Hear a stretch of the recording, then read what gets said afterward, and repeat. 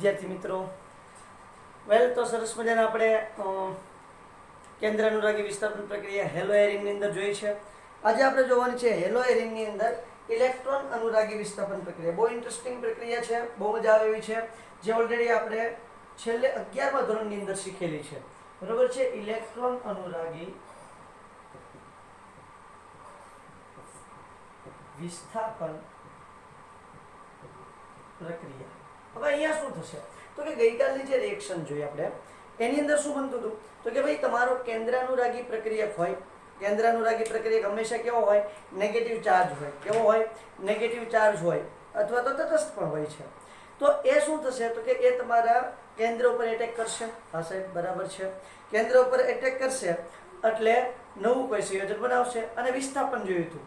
વિસ્થાપન એટલે શું હતું? એકની એન્ટ્રી થાય અને બીજાને શું કરવાનું છે? આપણે બહાર કાઢી નાખવાનું છે. હવે અહીંયા શું થાય છે તો કે ઇલેક્ટ્રોન અનુરાગી વિસ્થાપન પ્રક્રિયા તમારે આપવાની છે. મતલબ કે તમારો જે હુમલો કરનાર જે પ્રક્રિયક હશે, પ્રક્રિયાર્થી પર એટેક કરનાર જે પ્રક્રિયક હશે એ કેવો હશે? પોઝિટિવલી ચાર્જ હશે. કારણ કે ઇલેક્ટ્રોન પ્રત્યે જેને અનુરાગ છે એવો કોઈ પ્રક્રિયક છે એ તમારા પ્રક્રિયાર્થી પર એટેક કરવાનો છે, એટલે કે હેલો એરિન પર એટેક કરવાનો છે.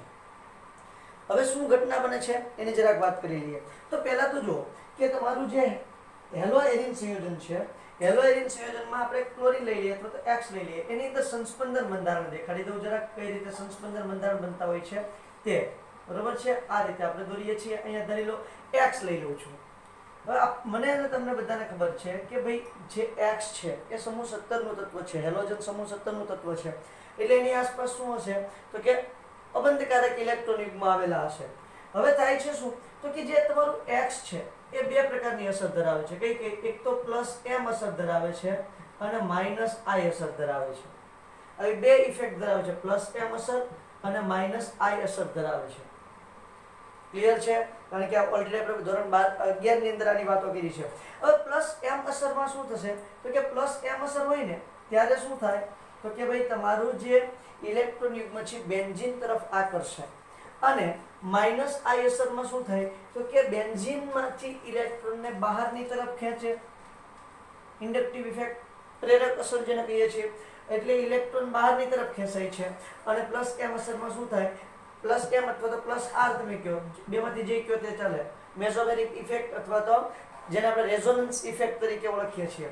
બરોબર છે? તો એમાં શું થાય? ઇલેક્ટ્રોન યુગ્મ અંદર આવશે. તો સાહેબ આપણે કઈ પરિસ્થિતિને ધ્યાનમાં લેવાની? તો અહીંયા આપણે પરિસ્થિતિને ધ્યાનમાં લેવાની છે +m વાળી અસર. +m અસર જે હશે એ શું કરશે તો કે એ તમારું વધારે પ્રબળ હશે. -i કરતા +m અસર વધારે ઇફેક્ટિવ હશે બેટા. ક્લિયર થાય છે કે વાત? -i કરતા +m અસર જે છે એ વધારે અસરકારક તમને જોવા મળશે. આ ખાસ મગજમાં રાખવાનું છે. અહીંયા શું થશે? +m અસર છે -i અસર કરતા વધારે અસરકારક છે. હવે આના સંસ્પંદન બંધારણ જોઈએ તો જુઓ શું સંસ્પંદન બંધારણ મળશે તે. આને પૂછી નાખું છું, આ યાદ રાખવાનું છે ભૂલ્યા વગર. બરોબર? તમારા પુસ્તકની અંદર તે કોયડામાં આપેલું છે, કોયડો 19 કેવું કંઈક સમથિંગ આપેલું છે, મને બહુ એક્ઝેક્ટલી યાદ નથી પણ ત્યાં જોઈ લેજો. તો શું થાય તો જુઓ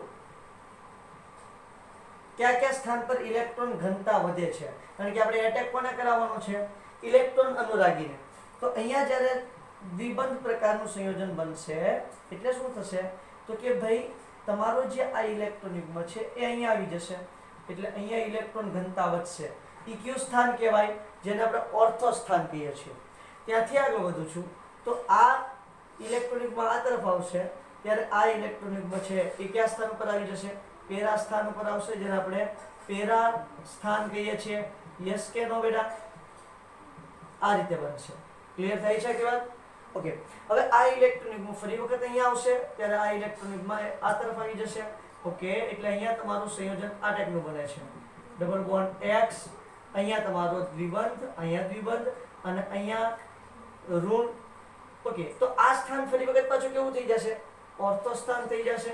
ઓકે. અને હજી આગળ વધીએ તો અહીંયા જો ફરી વખત શું આવશે તો ફરી વખત તમને જોવા મળશે આ ઇલેક્ટ્રોન અહીંયા આવશે અને આ તમારું ઇલેક્ટ્રોન યુગ્મ જે હતું એ ફરી વખત X પર ટ્રાન્સફર થઈ જશે. એટલે અહીંયા આવશે ફરી વખત આવું બંધારણ જોવા મળશે. તો હવે તમે જોશો ને તો અહીંયા પણ જુઓ લાસ્ટ ટાઈમ આપણે જ્યારે જોયું હતું ત્યાં પણ શું હતું, ઓર્થો અને પેરા સ્થાન પર ઇલેક્ટ્રોન ઘનતા વધતી હતી, અને અહીંયા પણ શું થાય છે, ઓર્થો પેરા અને ઓર્થો. ક્લિયર થાય છે? ઓર્થો પેરા અને ઓર્થો સ્થાન ઉપર ઇલેક્ટ્રોન ઘનતા વધે છે. તો આ તમારું ઇલેક્ટ્રોન અનુરાગી છે. એ ક્યાં અસર કરશે? તો કે ઓર્થો અથવા તો પેરા સ્થાન ઉપર અસર કરશે. બાકી મેટર ક્લિયર થાય છે? એટલે કયા સ્થાન ઉપર વધારે અસર કરશે? ઓર્થો અને પેરા સ્થાન ઉપર શું કરશે? અસર કરતું તમને જોવા મળશે. ક્લિયર? એટલે ખાસ તમારે યાદ રાખવાનું છે કે જ્યારે પણ ઇલેક્ટ્રોન અનુરાગી વિસ્થાપન પ્રક્રિયા થાય તો હેલો આલ્કેનની અંદર ઓર્થો પેરા સ્થાન ઉપર થતી તમને જોવા મળશે. આલ્કોહોલની અંદર પણ જોવાની છે આ વાત આપણે, સોરી ફિનોલની અંદર પણ આ વાત જોવાની છે. નાઇટ્રોજન યુક્ત સંયોજનો બનશે એની અંદર પણ આપણે આ અસરને જોવાની છે. પણ અત્યારે તમારે ખાસ યાદ રાખવાનું છે કે ભાઈ ઓર્થો અને પેરા સ્થાન ઉપર ઇલેક્ટ્રોન અનુરાગી પ્રક્રિયકનો ઇફેક્ટ કરે છે, એના પર એટેક કરે છે. અને કઈ અસર વધારે પ્રબળ છે? તો કે પ્લસ એમ અસર જે છે એ માઇનસ આઈ અસર કરતા શું કરશે?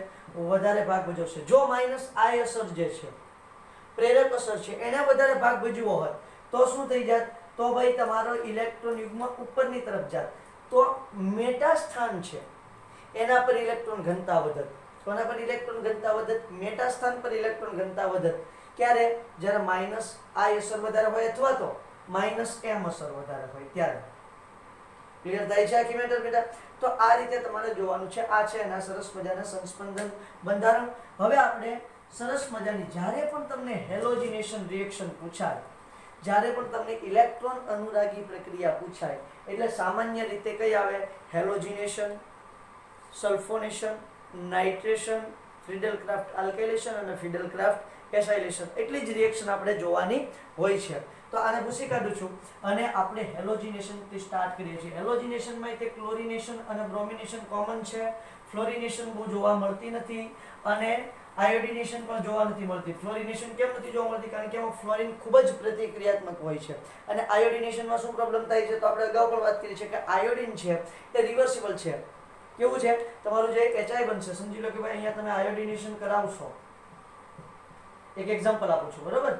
સમજી લો કે અહીંયા આઈ હશે અને તમે આયોડિનેશન કરાવો છો, અહીંયા I2 એડ કરો છો, એટલે અહીંયા શું મળવાનું છે?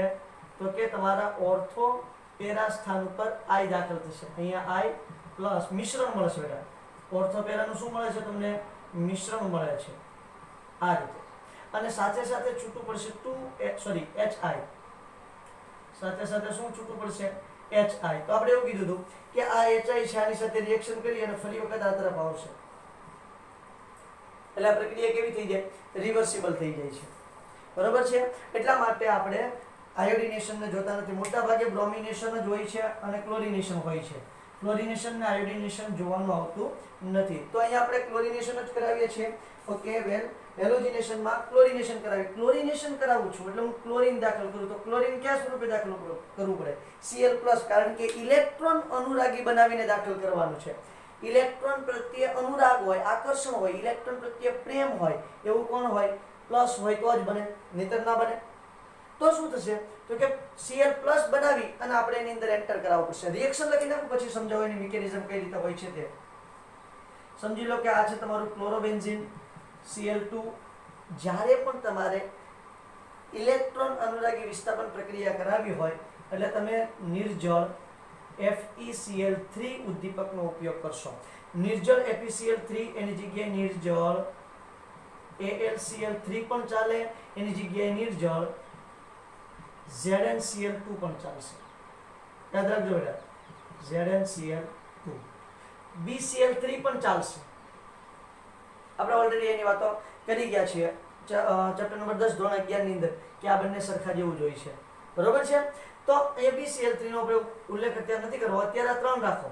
આ ત્રણમાંથી કોઈ પણ, કારણ કે આ ટાઈપનો ક્વેશ્ચન ઓલરેડી પૂછાઈ ગયેલો છે. જેડબલઈ નીટમાં આ ક્વેશ્ચન પૂછાઈ ગયેલો છે કે ભાઈ નિર્જળ FeCl3 ની જગ્યાએ કોણ વાપરી શકાય?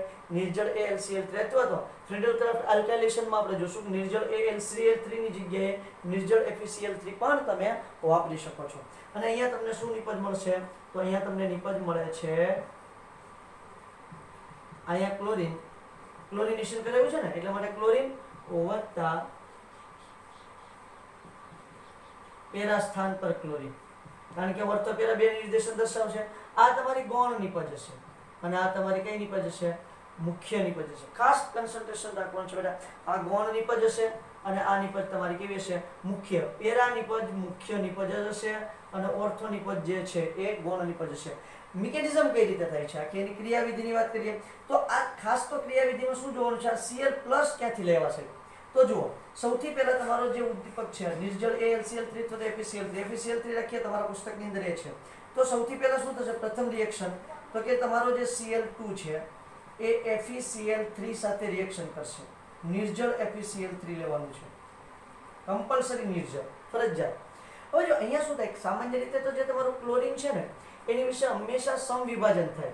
એટલે આ ક્લોરીન એનો ઇલેક્ટ્રોન લઈને છૂટો પડે અને આ ક્લોરીન એનો ઇલેક્ટ્રોન લઈને છૂટો પડે અને તમને બે મુક્ત મૂલક મળશે. પણ નિર્જળ FeCl3 સાથે તમે રિએક્શન કરાવશો એટલે શું થશે? એનું વિષમ વિભાજન થશે. સમવિભાજન નહીં થાય. કેવું વિભાજન થશે બેટા? વિષમ વિભાજન થશે અને અહીંયા મળશે તમને Cl+ પ્લસ FeCl4 માઇનસ. આવી તમને સરસ મજાની નિપજ મળશે. Cl+ મળી ગયો. આ શું દર્શાવું છું? ક્રિયાવિધિ, જેને તમે મિકેનિઝમ તરીકે પણ ઓળખો છો. ક્લિયર થાય છે કે મેટર? ઓકે. હવે આ Cl+ છે ને એ તમારા ક્લોરોબેન્ઝીન પર એટેક કરવાનું છે.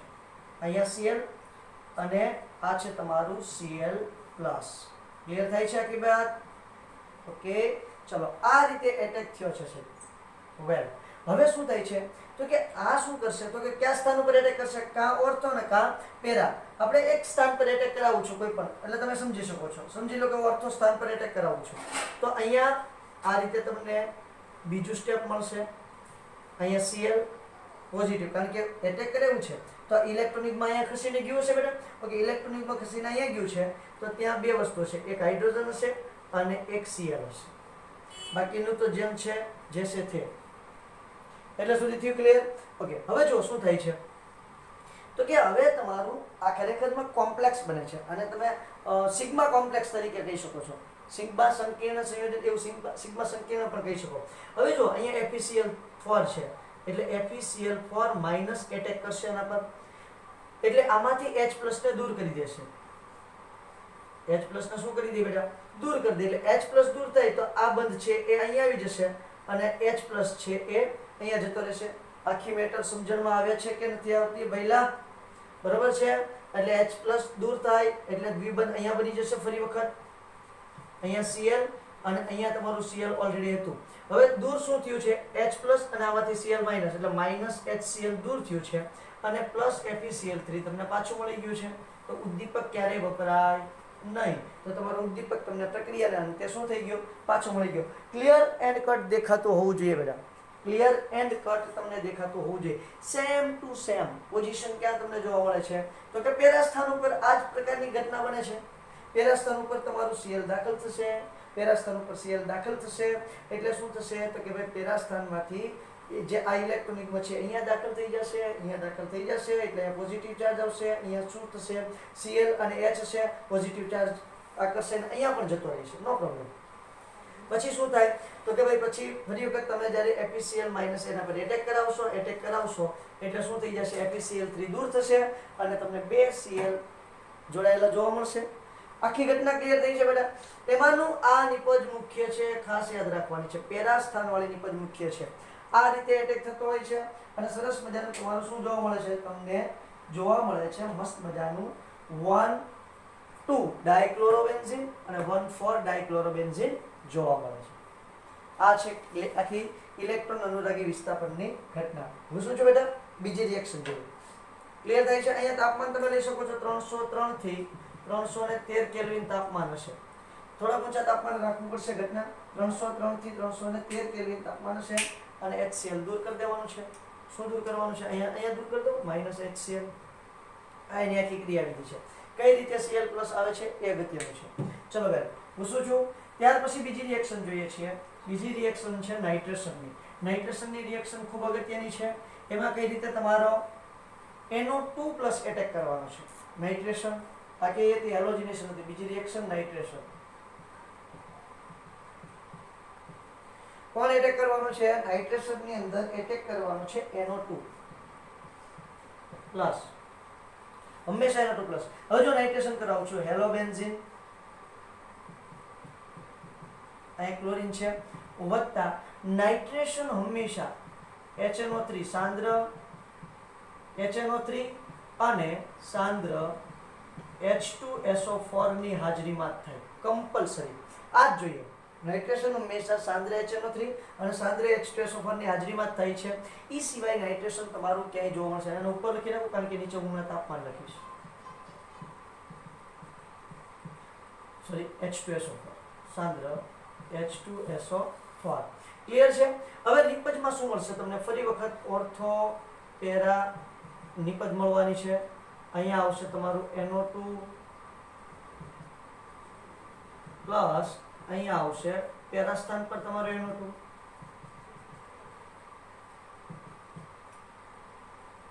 કોઈ પણ રીતે લખો, કોઈ વાંધો નથી. પેરા સ્થાન પર NO2. આને શું કહેશો આપણે?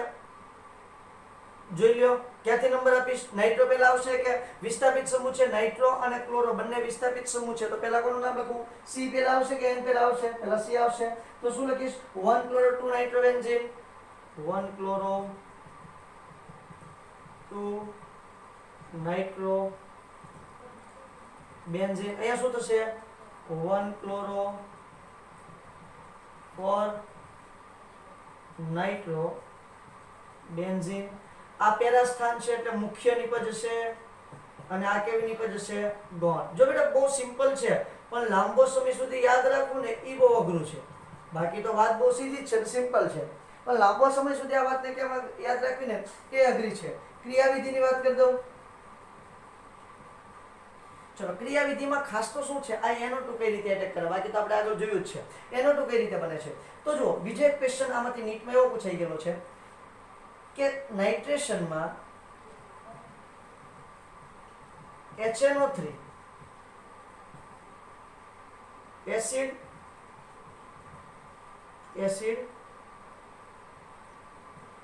કે બેઝ તરીકે, અથવા તો એમ લખેલું છે, એવો ક્વેશ્ચન પૂછેલો છે. HNO3 શેના તરીકે વર્તે છે?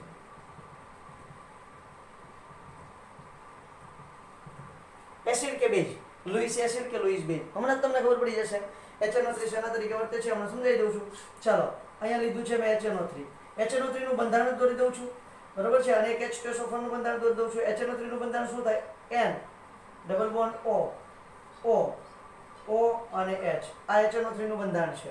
અને અહીંયા તમારું જોડાશે HSO4, અથવા તો એનું પણ બંધારણ તમે દોરી શકો છો. H તો OH લઈ લઉં, double bond OH double bond O. આ રીતે બનશે. વેલ, હવે શું બને છે? ધ્યાન આપજો બેટા.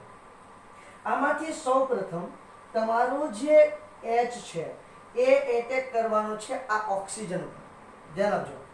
આમાંથી તમારો H જે છે એ આ ઓક્સિજન ઉપર એટેક કરવાનો છે, આ રીતે. એટલે અહીંયા તમને મળવાનું છે HOH. ધ્યાન આપજો.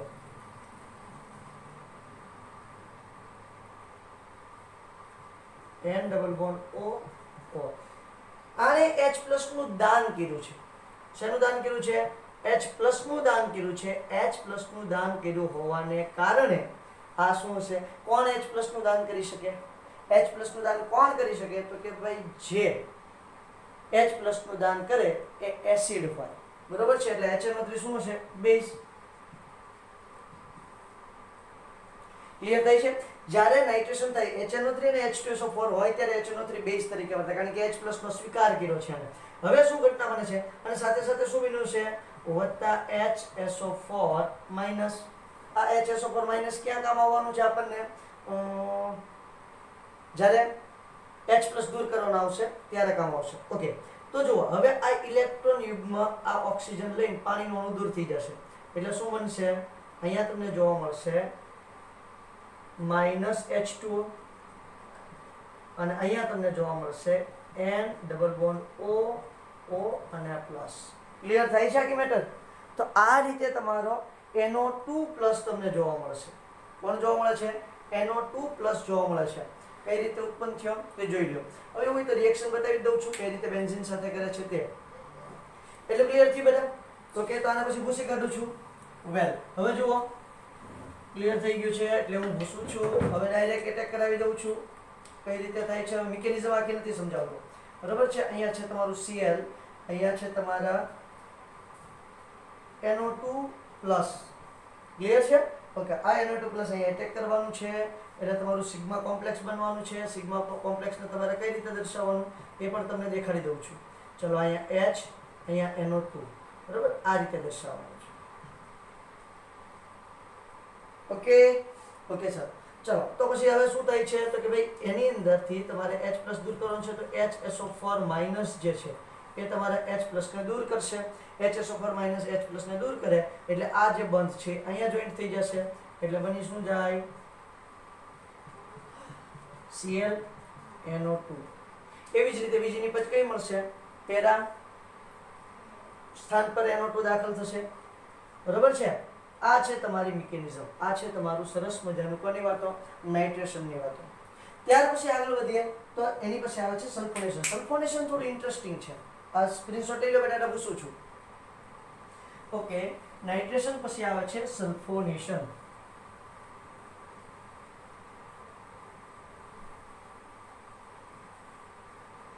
બરાબર છે. ચલો સલ્ફોનેશન ની વાત કરીએ છીએ. ત્રીજી રિએક્શન આવે છે સલ્ફોનેશન. સલ્ફોનેશનમાં માત્ર મારે તમને ઇલેક્ટ્રોન અનુરાગી પ્રક્રિયા દેખાડવાની જરૂર છે, બીજી મારે કઈ જરૂર છે નહીં, કારણ કે હવે તમે એની રિએક્શન કઈ રીતે થાય એ સમજી શકો છો. અહીંયા આવશે સલ્ફોનેશન થાય એટલે હંમેશા સાંદ્ર H2SO4 હોય છે. શું હોય છે? સાંદ્ર H2SO4. હંમેશા સાંદ્ર H2SO4 જ તમને જોવા મળશે અને તાપમાન થોડું ઊંચું લઈ જવું પડશે. કેટલું તાપમાન લઈ જાવ? 353 કેલ્વિન થી 363 કેલ્વિન તાપમાન હશે. 353 થી 363 કેલ્વિન. તમારી ચોપડીમાં ખાલી ગરમીને તે સિમ્બોલ આપેલું હશે, તમે જોઈ શકો છો. એટલા કેલ્વિન તાપમાન લઈ જવું પડે તમારે, બરોબર છે. એટલે શું થાય છે તો કે તમને બેન્ઝીન સલ્ફોનિક એસિડ મળે છે. ક્લોરીન. ક્લોરીન છે એ ઓર્થોપેરા નિર્દેશક છે એટલે તમને નિપજ SO3H પ્લસ અહીંયા નિપજ મળશે તમને Cl SO3H. ક્લિયર? ચાલો આ રીતે તમને બે નિપજ મળશે. આની પણ મિકેનિઝમ સમજાવી દઉં છું, ક્રિયાવિધિ. ચાલો ક્રિયાવિધિ સમજાવું ને તો અહીંયા શું થશે? અહીંયા માત્ર H2SO4 છે એટલે કેવું થશે ખબર? 2H2SO4 છે. અહીંયા પોતે જ અહીંયા બીજો કોઈ તમારે ઉદ્દીપક લઈ આવવાનો નથી, બસ આને જ ઉદ્દીપક તરીકે યુઝ કરી નાખવાનો છે. એટલે શું મળશે તમને ધ્યાન આપજો. આનો તમે જોશો એટલે H2O એક તો મળશે, પછી એક મળશે HSO4- અને એક મળશે SO3. ખાસ યાદ રાખજો, આ બહુ જ અગત્યની મેટર બની જાય છે. અહીંયા તમને શું શું મળવાનું છે તમે જોઈ શકો છો. એક તો H3O+ હશે.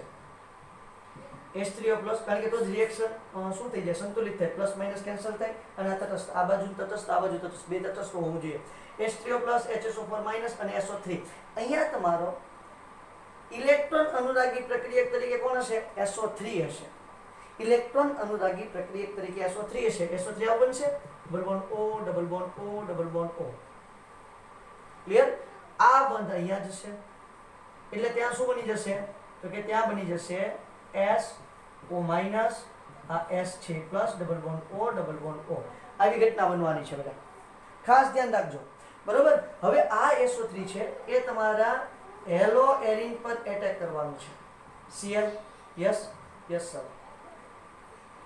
ચાલો Cl હેલો એરિન પર એટેક કરશે SO3. મેં તમને બતાવ્યું છે એ રીતે, અથવા તો અહીંયા ક્લિયર કમ્પ્લીટ કરીને જ બતાવી દઉં. SO- plus double bond O, double bond O. કોણ એટેક કરશે? સલ્ફર એટેક કરશે. એટલે અહીંયા શું સંયોજન બનશે ધ્યાન આપજો. તો સંયોજન બનવાનું છે ઓર્થોપેરા બે સ્થાન પર બની શકે છે Cl, અહીંયા SO3- રહેશે કારણ કે પ્લસ વાળું છે એ તો શું થઈ જશે? સંતોષાઈ જશે. આખી મેટર આઈ હોપ તમને ક્લિયર થતી જતી હશે. જો ન થતી જતી હોય તો યુ કેન ટેલ મી, તમે મને કહી શકો છો, બરાબર. અધરવાઇઝ તમે અહીંયા S હજી હાઇડ્રોજન રાખી દો. ચાલો અને અહીંથી કાઢી નાખો અને ક્લિયર. Okay clear. અને પ્લસ કરી નાખો. હવે જો શું થશે તો કે ભાઈ તમારું HSO4 માઈનસ આ રહ્યું એ એટેક કરશે, H પ્લસ ને પોતાની સાથે લઈ લેશે, આ દ્વિબંધ છે એ ઇલેક્ટ્રોન અહીંયા આવી જશે એટલે અહીંયા તમને નિપજ મળશે આ ટાઈપની. ધ્યાન આપજો, હજી અહીંયા Cl અહીંયા થઈ ગયું છે SO3 માઈનસ આ રીતે.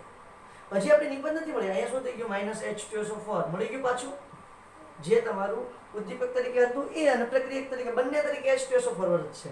હવે શું થાય છે તો કે હજી મારે ભાઈ અહીંયા એક H દાખલ કરવો પડે તો એની માટે આપણી પાસે છે H3O+.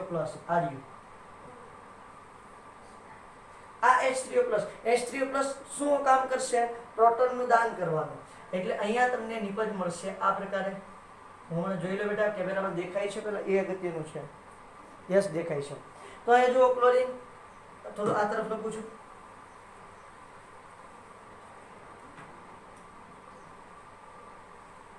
આખી મેટર ક્લિયર થવી જોઈએ બેટા. આ તમારો પ્રોટોન દાતા હોય, હંમેશા એસિડ છે એ કેવું હશે? પ્રોટોન દાતા હશે. એટલે અહીંયા Cl, અહીંયા શું મળી ગયું? Cl અને એક H+ નો અને દાન કર્યું હશે એટલે અહીંયા થઈ ગયું તમારું SO3H. કેમેરામાં વ્યવસ્થિત દેખાય છે? સદ દેખાય છે? ક્લિયર થાય છે? આ સાઈડ થાય છે? મસ્ત મજાનું ક્લિયર થાય છે? આ સાઈડ મસ્ત મજાનું થાય છે? થઈ ગયું? ઓકે. તો આ બની ગયું છે તમારું સલ્ફોનિક એસિડ. હવે એનું નામ શું થશે તો કે 2-chlorobenzene સલ્ફોનિક એસિડ. આનું નામ થશે 2-chlorobenzene સલ્ફોનિક એસિડ અને આનું નામ થશે 4-chlorobenzene સલ્ફોનિક એસિડ. તો આ છે તમારું ઇલેક્ટ્રોન અનુરાગી વિસ્થાપન પ્રક્રિયામાં સલ્ફોનેશન. વેલ, કોઈ વાંધો નહીં.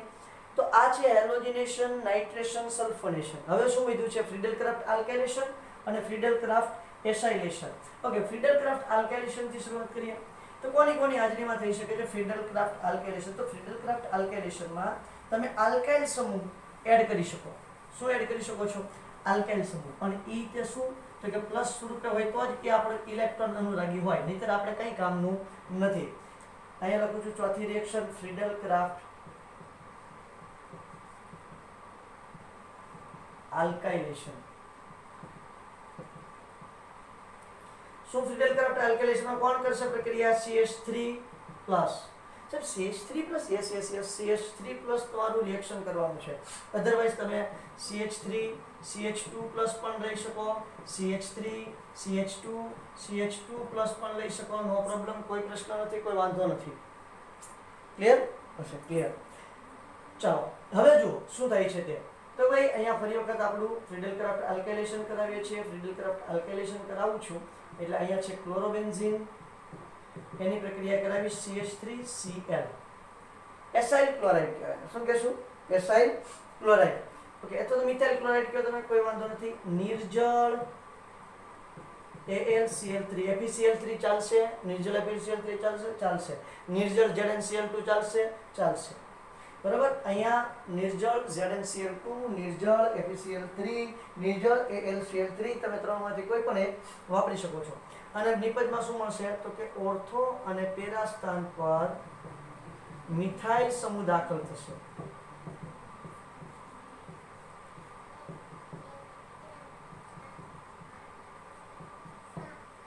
ક્લિયર થાય છે?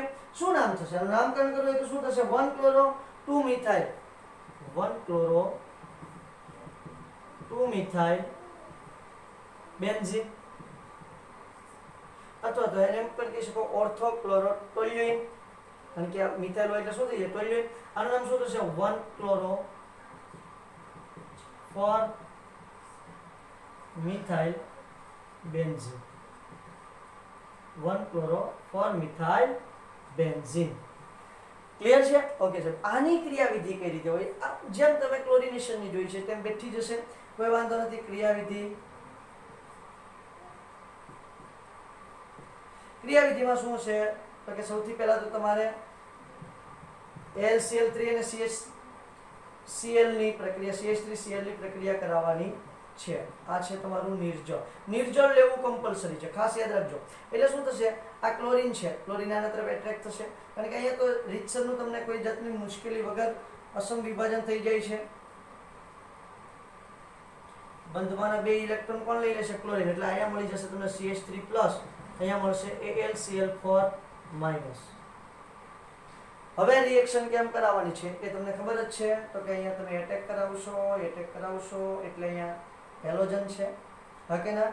ઓકે, આ હેલોજન છે, હેલોજન સાથે તમે રિએક્શન કરાવશો CH3+ ની રિએક્શન કરાવશો એટલે અહીંયા તમને મધ્યવર્તી સંકીર્ણ સંયોજન મળશે HCH3 Cl અને અહીંયા તમારું સિગ્મા કોમ્પ્લેક્સ હશે, સિગ્મા સંકીર્ણ જેને આપણે કહીએ છીએ. ઓકે, આ સિગ્મા સંકીર્ણની અંદર AlCl4 એન્ટ્રી કરશે, AlCl4- એન્ટ્રી કરશે, આ H+ ને પોતાની સાથે લઈ જશે, આ દ્વિબંધ છે આ તરફ આવશે એટલે અહીંયા તમને શું મળી જશે? તો કે અહીંયા તમને મળશે CH, અહીંયા CH3 અને આ રીતે તમને નિપજ જોવા મળશે. હા કે ના? મળે છે. ક્લિયર થાય છે મેટર? તો આ રીતે આખી ઘટના હોય છે કે તમારે કઈ રીતે એનું આલ્કેલેશન અને એસાઇલેશન કરવાનું છે તે. બરાબર છે બેટા? બહુ સિમ્પલ રિએક્શન છે, કોઈ મૂંઝવણ નહીં, કોઈ ઝંઝટ નહીં, કોઈ પ્રશ્ન નથી. બહુ સરળતાથી તમે કોઈ પણ રિએક્શન કરી શકો છો, કંઈ વાંધો નહીં. બરાબર? એવી જ રીતે આવે છે એસાઇલેશન. ફ્રીડલ-ક્રાફ્ટ આલ્કેલેશન જોઈ છે, ફ્રીડલ-ક્રાફ્ટ એસાઇલેશન જોઈ લઈએ. લાસ્ટ રિએક્શન છે. ચલો તો ફ્રીડલ-ક્રાફ્ટ એસાઇલેશનની વાત કરી દઉં છું. એમાં એસાઇલ સમૂહ છે, આ એસાઇલ ક્લોરાઇડ હશે, આલ્કાઇલ ક્લોરાઇડ, આની પહેલા હતું એ આલ્કાઇલ ક્લોરાઇડ હતું. હવે આવશે ફ્રીડલ-ક્રાફ્ટ એસાઇલેશન. એમાં શું હોય છે? એસાઇલ સમૂહ દાખલ થવો જોઈએ, CH3COO+. આને એસાઇલ સમૂહ કહેવાય. આ સમૂહ આપણે દાખલ કરવાનો છે. તો અહીંયા તમે એનું એસાઇલેશન કરશો એટલે કોણ જોશે? એસાઇલ ક્લોરાઇડ, જેને તમે ઇથેનોઇલ ક્લોરાઇડ તરીકે પણ ઓળખો છો. ઇથેનોઇલ ક્લોરાઇડ તરીકે પણ તમે એને ઓળખો છો. કઈ રીતે હોય છે? રિએક્શન કરાવી દઉં છું. અહીંયા આવશે સરસ મજાનું Cl, અહીંયા આવશે CH3COOCl, એને ઇથેનોઇલ ક્લોરાઇડ. આનું નામ શું થશે? ઇથેનોઇલ ક્લોરાઇડ, કારણ કે 2 કાર્બન છે. ઓકે, નિર્જળ AlCl3, FeCl3 લખું ચાલે? હા ચાલે. ZnCl2 લખું ચાલે? હા ચાલે. ચલો તો અહીંયા તમને ફરી વખત મળશે એસાઇલ સમૂહ દાખલ થયેલો મળશે. આનું નામ બહુ ઇમ્પોર્ટન્ટ છે, COCH3 વત્તા પેરા સ્થાન પર તમારો એસાઇલ સમૂહ દાખલ થશે, પેરા સ્થાન પર COCH3. ધ્યાન આપજો કઈ રીતે નામકરણ હોય છે તે. જો આ તમારો મુખ્ય સમૂહ છે એટલે આને હું પહેલો કાર્બન કહીશ અને બીજો કાર્બન કહીશ. એનું પહેલા 2 રીતે નામ છે, એક IUPAC નામે છે અને આપણે એનું સામાન્ય નામે લખીશું. તો પહેલાનું નામ થશે 2-ક્લોરો એસિટોફિનોલ. ચલો આનું નામ થશે 2-ક્લોરો એસિટોફિનોલ. આનું નામ થશે 4-ક્લોરો એસિટોફિનોલ. ક્લિયર છે? ઓકે, હવે જો અને બીજું નામ શું થશે? પહેલા કાર્બન ઉપર શું છે? આખી બેન્ઝીન ચક્ર છે અને ક્લોરીન છે, તો આનું નામ શું થાય? ધ્યાન આપજો. 1, પહેલા 1 લખી નાખવાનું છે. બરાબર છે? 1 લખી નાખું પછી શું છે? જો તો કે એની સાથે તમારું શું જોડાયેલું છે? તો કે ભાઈ એની સાથે જોડાયેલું છે આખું બેન્ઝીન ચક્ર. તો અહીં આવશે 2-ક્લોરો ફિનાઇલ, 1,2-ક્લોરો ફિનાઇલ. ઓકે, હવે શું થાય છે? 2 છે, 2 કાર્બન છે એટલે શું કહેશું આપણે એને? 2 કાર્બન છે એટલે ઇથેન, 1 આ એનું IUPAC નામ થશે, 1,2-ક્લોરોફિનાઇલ ઇથેન 1 ઓકે, આનું IUPAC નામ શું થશે? અહીંયા ધ્યાન આપજો. તો અહીંયા શું થશે? 1,4-ક્લોરોફિનાઇલ. એનું નામ આપણે શેમાં લખવાનું હોય? કૌંસમાં લખવાનું હોય, કારણ કે શું છે? આ તમારી મુખ્ય શૃંખલા છે. મુખ્ય શૃંખલા સાથે જે પેટા શૃંખલા જોડાયેલી છે એને આપણે શું લખવું પડે? કૌંસમાં લખવું પડે. ક્લિયર થાય છે? ઓકે, તો 1,4-ક્લોરોફિનાઇલ શું થશે? ઇથેન 1 આ એનું IUPAC નામ થાય છે. કોઈ વાંધો નહીં. ચલો ક્રિયાવિધિની વાત કરી નાખીએ. ક્રિયાવિધિ તો શું થશે CH3C double bond O Cl plus AlCl3 નિર્જળ, એટલે અહીંયા તમને મળશે CH3C double bond O positive charge plus AlCl4 minus. Clear છે? પહેલા સ્થાન પર એટેક કરાવો એટલે આપણું મનનું સમાધાન થઈ જાય. કયા સ્થાન પર એટેક કરાવું છું? પહેલા સ્થાન પર એટેક કરાવું છું. બરાબર, ચલો પહેલા સ્થાન પર એટેક કરશે. કોણ કરશે? CH3C double bond O positive charge. Okay, attack કરશે આ પહેલા સ્થાન પર, એટલે અહીંયા આપણે એને લખી નાખશું આ રીતે. Cl અહીંયા તમારો H, અહીંયા આવશે CO CH3. બરોબર છે? આને કોમ્પ્લેક્સ તરીકે લખી નાખીએ. ઓકે, અહીંયા તમારું શું આવશે? AlCl4 minus. આ H પ્લસ ને લઈ જશે, અહીંયાના H પ્લસ ને શું કરશે? અથવા તો આને તમે આમ એટેક કરાવો તો પણ ચાલશે. બેટા કોઈ વાંધો નહીં, હું તો અહીંયાથી દૂર કરવા માટે એવી રીતે H દોરું છું, મજા આવે, સારું લાગે. ચલો, H ને દૂર કરી દેશે એટલે આ જે દ્વિબંધ છે અહીંયા આવી જશે. ખરેખરમાં આવી રીતે પણ તમે લખી શકો છો એને. એ છે બરાબર છે? ઓકે, હવે શું થશે? આ H પ્લસ ને અહીંયા મોકલી દેશે, આ બંધ અહીંયા આવશે તો આ બંધ પાછો અહીંયા આવી જશે. ક્લિયર થઈ જાય કે વાત? કેમ થશે સમજાણો? આ H પ્લસ દૂર થશે એટલે આ બંધ અહીંયા આવશે, તો આ બંધ છે અહીંયા આવી જશે. થઈ ગયું મસ્ત મજાનું સંયોજન. ઓકે, ચલો તો અહીંયા તમને જોવા મળશે Cl અહીંયા આવશે આ રીતે, અહીંયા COCH3. આ છે એની ક્રિયાવિધિ. ફ્રીડલ-ક્રાફ્ટ આલ્કેલેશન, ફ્રીડલ-ક્રાફ્ટ એસાઇલેશન, બધી જ વાતો આની અંદર સમાવેશ થઈ ગયો છે. ક્લિયર છે? અને છેલ્લે સાથે સાથે વાત કરી જ નાખીએ, ધાતુઓ સાથેની પ્રક્રિયાની વાત કરી જ નાખીએ છીએ. બરોબર છે? શું કહે છે ધાતુઓ એની વાત કરીએ. ચાલો, તો ધાતુઓ સાથેની પ્રક્રિયા, આ ઇલેક્ટ્રોન અનુરાગી પ્રક્રિયા હતી. હેલો એરિનની મેં આપણે લાસ્ટ લેક્ચરમાં વાત કરી હતી. હેલો એરિનની 3 પ્રકારની પ્રક્રિયા થાય છે. કઈ કઈ પ્રક્રિયા થાય છે? તો પહેલી પ્રક્રિયા થાય છે કેન્દ્રાનુરાગી વિસ્થાપન પ્રક્રિયા, બીજી થાય છે ઇલેક્ટ્રોન અનુરાગી વિસ્થાપન પ્રક્રિયા, અને ત્રીજી છે ધાતુઓ સાથેની પ્રક્રિયા. તો એ ત્રીજી પ્રક્રિયાને જોઈ લઈએ આપણે, ધાતુઓ સાથેની પ્રક્રિયા.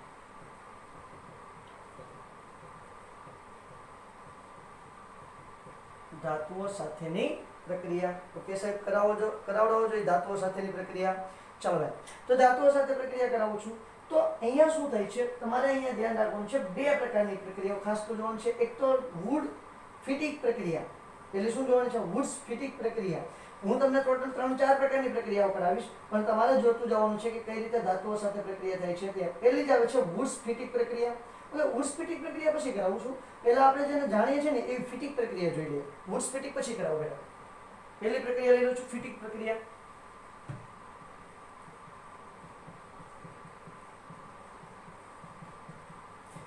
ચાલો, સોડિયમની હાજરીમાં થવાનું છે એ કન્ફર્મ છે. કોની હાજરીમાં થાય છે? સોડિયમની હાજરીમાં થાય છે, એ કન્ફર્મ છે. અહીંયા તમારું છે એરાઇલ હેલાઇડ. હું અહીંયા Cl લઉં અથવા તેની જગ્યાએ X લઉં તો ચાલશે બેટા? આ ચાલશે. એની પ્રક્રિયા કરાવું છું Na સાથે. ફરજિયાત સોડિયમની હાજરીમાં કરાવું છું હું, ખાસ યાદ રાખજો. ઓકે, અહીંયા ધ્યાન આપજો શું થાય છે તે. શુષ્ક ઇથર કમ્પલસરી. કોણ જોઈશે? શુષ્ક ઇથર જોઈશે, કારણ કે પ્રક્રિયા રિવર્સિબલ ન થાય એટલા માટે. હવે શું થાય? આ 2 સોડિયમ અને આ હેલોજન છે, 2 હેલોજન, એટલે તમારું પહેલા તો અહીંયા દૂર થઈ જશે 2NaX. આ દૂર થઈ જાય. હવે તમારી જે 2 એરાઇલ રિંગ છે, બેન્ઝીન રિંગો છે, આ બેન્ઝીન રિંગ એકબીજા સાથે જોડાઈ જશે. ક્લિયર થાય છે આખી વાત? આ રીતે. આને કહીશું ડાયફિનાઇલ. એને શું કહીએ આપણે? ડાયફિનાઇલ તરીકે ઓળખીએ છીએ. આને કહીએ છીએ, આ રિએક્શનનું જે નામ છે એનું નામ છે ફિટિગ પ્રક્રિયા. શું નામ છે?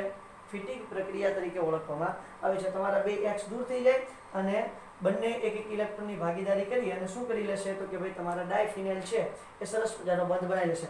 આ રિએક્શન, ફિટિગ રિએક્શન, માત્ર ને માત્ર એરોમેટિક સંયોજનમાં જ તમને જોવા મળે છે. વુડ્સ ફિટિગ રિએક્શન જે છે એ તમને અલગ અલગમાં જોવા મળશે. આ રિએક્શન માત્ર ક્યાં જોવા મળશે? માત્ર એરોમેટિક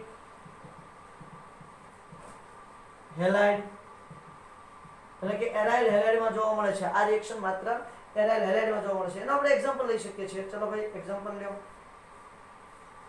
અહીંયા લઈ લઉં છું Cl 2 mol + 2 Na gives શુષ્ક ઇથરની હાજરીમાં તમે રિએક્શન કરાવશો બેટા. આવી રીતે પણ તમે લખી શકો છો ડાયફિનાઇલ ને અથવા તો બાયફિનાઇલ વત્તા 2NaCl. બરાબર છે. આ થઈ ગયું તમારું ડાયફિનાઇલ અથવા તો બાયફિનાઇલ. ઓકે, ચલો ત્યાર પછી કરું છું વુડ્સ ફિટિક પ્રક્રિયા. આ રિએક્શન થઈ ગઈ. આમાં થોડોક સુધારો છે. વુડ્સ ફિટિક પ્રક્રિયાની અંદર આમાં થોડોક સુધારો છે. એમાં જો બે નામ આવી ગયા, વુડ્સ અને ફિટિક. બેયનું મિક્સમાં રિએક્શન છે. વુડ્સ રિએક્શન માત્ર કોની વચ્ચે હતી? તો કે આલ્કાઇલ હેલાઇડની વચ્ચે હતી. ફિટિક માત્ર કોની વચ્ચે છે? એરાઇલ હેલાઇડની વચ્ચે છે. જ્યારે વુડ્સ ફિટિક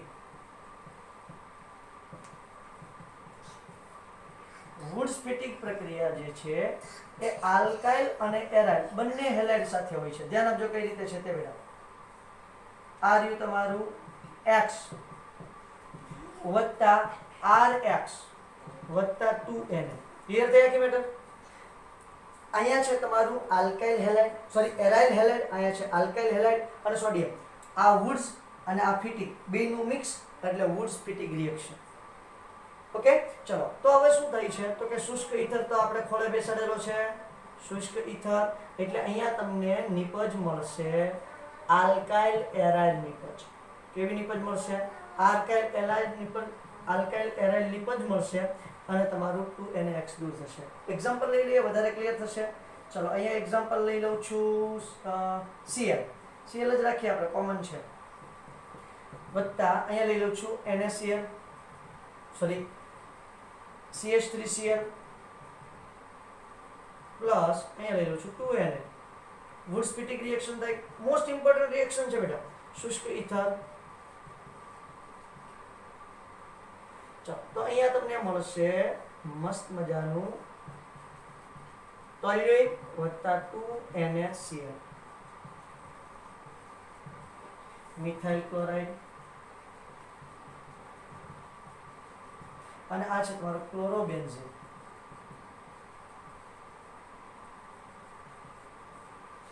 ચલો આ રીતે છે આખી રિએક્શન. આને કહેશું વુડ્સ ફિટિક રિએક્શન. બંને મિક્સ છે, ફિટિક છે અને વુડ્સ જે છે. માત્ર વુડ્સ હોય તો આલ્કાઇલ હેલાઇડમાં જોવા મળે છે. જેટલા તમારા આલ્કાઇલ સંયોજનો હોય એની કરતાં બમણા કાર્બન ધરાવતું આલ્કાઇલ હેલાઇડ્સ જેટલું હોય, જેટલા કાર્બન ધરાવતું એની કરતાં બમણા કાર્બન ધરાવતું આલ્કેન મળે છે. આવી આપણે વાત કરી હતી વુડ્સ રિએક્શનની. આ છે ફિટિક રિએક્શન. બેયનું મિક્સ કરો એટલે વુડ્સ ફિટિક રિએક્શન. ત્યાર પછી જુઓ, હવે પછીની જે રિએક્શન આવે છે એ થોડી એક્સ્ટ્રા છે. તમારા બુકમાં નથી, એનસીઈઆરટી બુકની અંદર છે નહીં, પણ એની અંદરથી ક્વેશ્ચન એક બે વખત પૂછાઈ ગયેલા છે. ઉલ્મેન પ્રક્રિયા કહેશું. શું કહેશું? ઉલ્મન પ્રક્રિયા. તો ઉલ્મેન પ્રક્રિયા બે રીતે ઓળખવામાં આવે છે. ઉલ્મેન પ્રક્રિયા એને ઉલ્મન પણ કહે છે. ઉલ્મન, બરોબર છે. ઉલ્મન પ્રક્રિયા અથવા તો ઉલ્મેન પ્રક્રિયા.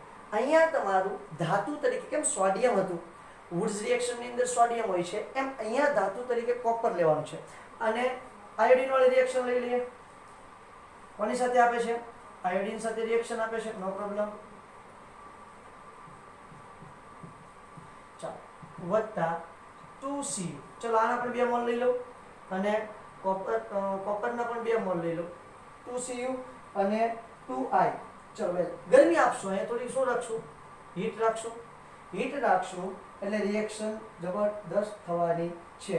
ગરમી આપીશ એટલે તમને મળશે અહીંયા બાયફિનાઇલ. ફરી વખત બાયફિનાઇલ મળે છે, પણ આ વખતે પદાર્થ બદલી ગયો છે ભાઈ, ધાતુ બદલી ગઈ છે. ધાતુ તરીકે કોણ છે? કોપર છે. ધાતુ તરીકે કોણ લીધું છે આ વખતે? મેં કોપરને ધાતુ તરીકે લીધું છે. ક્લિયર થઈ છે આખી મેટર? ચલો આ રીતે આખી રિએક્શન જોવા મળે છે. વત્તા 2CuI. ક્યુપ્રસ આયોડાઇડ છે. શું છે? ક્યુપ્રસ આયોડાઇડ તમને જોવા મળશે. ઓકે, અહીંયા ખાસ યાદ રાખવાનું છે શુષ્ક ઇથર અહીંયા આવવાનો છે નહીં બેટા. શુષ્ક ઇથર અહીંયા તમે ક્લોરીન પણ લઈ શકો. અને બીજી એક રિએક્શન છે એ પણ સમજાવી દઉં છું. એ બહુ ઇન્ટરેસ્ટિંગ છે, ઘણી વખત પૂછાઈ ગઈ છે. ખાસ કરીને JEE માટે અગત્યની છે બેટા. ચાલો સમજી લો કે ભાઈ આ ક્લોરીન છે અને અહીંયા છે તમારું NO2. ધ્યાન આપજો કઈ રીતે આખી રિએક્શન કન્સિડર કરું છું તે. વત્તા 2Cu. અહીંયા ખાલી આપણે હીટ આપવાની છે. કોપર ધાતુ લઈને હીટ આપશો એટલે શું થશે ખબર? ક્લોરીનને દૂર કરવાનું છે, ધ્યાન આપજો.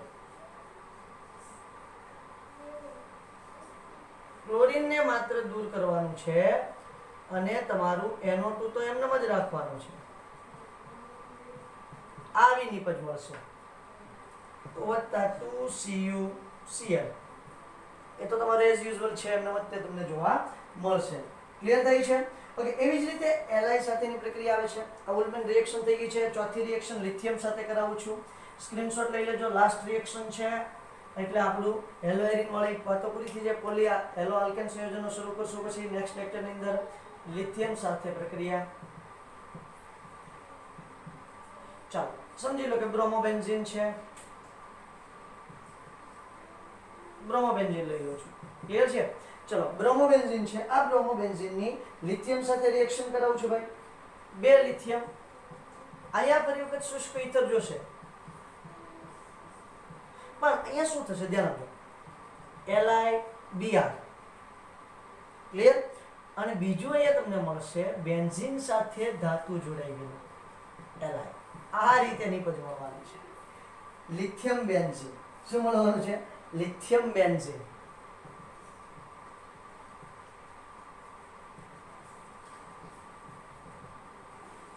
ક્લિયર થઈ છે કે વાત? તો આ રીતે તમારે LiBr તો છૂટું પડશે, લિથિયમ બ્રોમાઇડ છૂટું પડશે અને લિથિયમ બેન્ઝીન પણ તમને જોવા મળશે. તો આ બધી વાતો હતી તમારી એરાઇલ હેલાઇડ સંયોજનોની. આજે આપણે એટલે સુધી રાખીએ. એરાઇલ હેલાઇડ સંયોજનો પોલી હેલાઇડ સંયોજનો છે એ આપણે નેક્સ્ટ લેક્ચરની અંદર જોશું. Okay, thank you.